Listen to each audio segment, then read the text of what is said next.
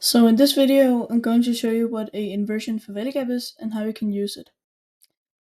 So a inversion failure gap is a failure gap that gets overlapped and then traded back into and used as support to the direction it was overlapped in. So that may sound a bit confusing, but I'm going to go in details. So let's say we go down into a form of sell-side liquidity or a long-term low, and then we start to move higher, making a shift in market structure. So in that move, when we start to move higher, we have a failure gap. But this failure gap gets disrespected because we want to move higher of this long-term low. So whenever a failure gap gets disrespected, it's going to become a inversion failure gap.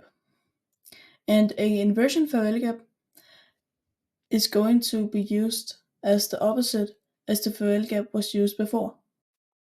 So let's say this failure gap was used to send price lower, then that means it is going to get used to send price higher. So some of you guys may notice that after we took out the sell-side liquidity or the long-term low and made a new low, we created a intermediate term low. And that is completely right, but in this video I'm not going to go so much in details on that. So now that we know that the inversion failure gap is doing the opposite as the failure gap, we can go into the charts and find some examples of this. So right here we have a failure gap, and you can see the bodies are respecting the consequent encouragement, or easier said, the midpoint of the failure gap. So now we want to see price going for this buy side liquidity or the long-term highs. So let's see what happens. Right here we touch the long-term highs. So now I want to see this failure gap becoming a inversion failure gap. Right here we close below the failure gap, so that means it is now a inversion failure gap. So now I want to see price coming back up into this inversion failure gap and then going lower.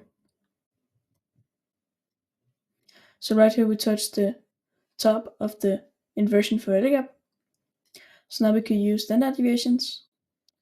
Let's just say from this high, where we took out the buy side liquidity or the long-term highs, to this low down here.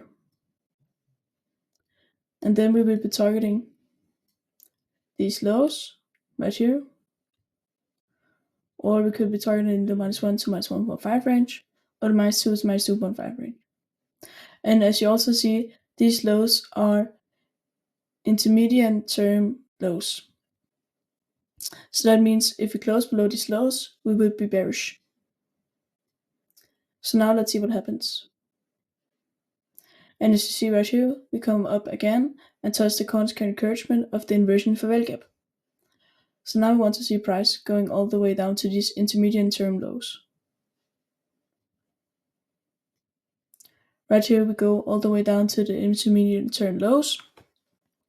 So now I want to see price also going down to the -2 to -2.5 range. And as you see right here, we touch the -2.5 range.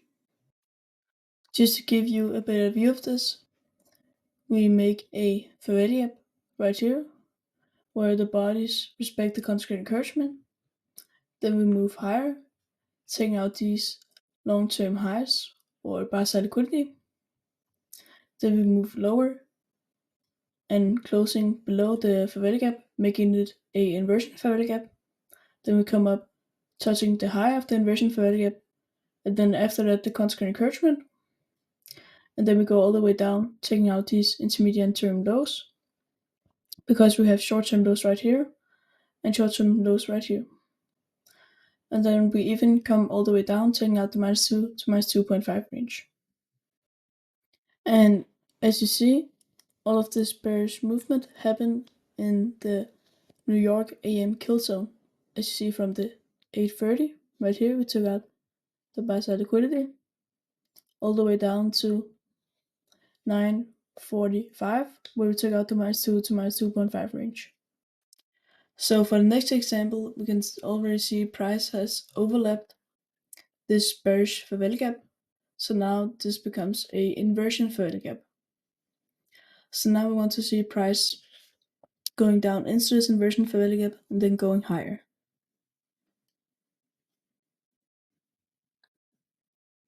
So right here, price decides to go for these highs up here, but our main target would be these highs up here.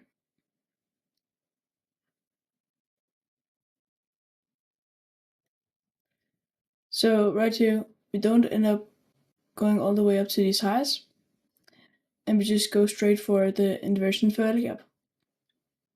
So as you see, this inversion fair value gap is also in a discount.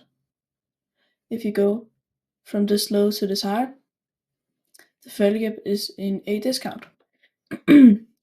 So now we want to see price going higher.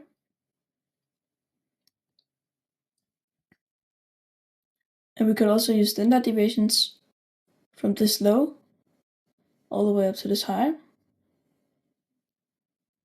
and target these highs right here that aligns perfectly with the -2 range. So let's see what happens. Right here we take out these highs we recently made. So now I want to see price going all the way up to the -2 to -2.5 range. And that we end up doing right here. So just to clear things up, we have our inversion fair value gap right here because price overlaps this bearish fair value gap, making it a inversion fair value gap. Then price goes all the way up, taking out these highs right here, and not managing to go for these highs, then retracing all the way back into this inversion fair value gap. Then we use standard deviations from this low all the way up to this high. And then we target the -2 range because it aligns perfectly with this high right here. And then we end up taking out right here with the -2.5 range. And if you were to take a trade entry, you would enter right at the bottom and put your stop loss at this low right here. And then target either this high right here or the -2 range, giving you a 2.92 risk reward ratio. If you like this video, please like and subscribe, and if there's anything you didn't understand, just comment down below.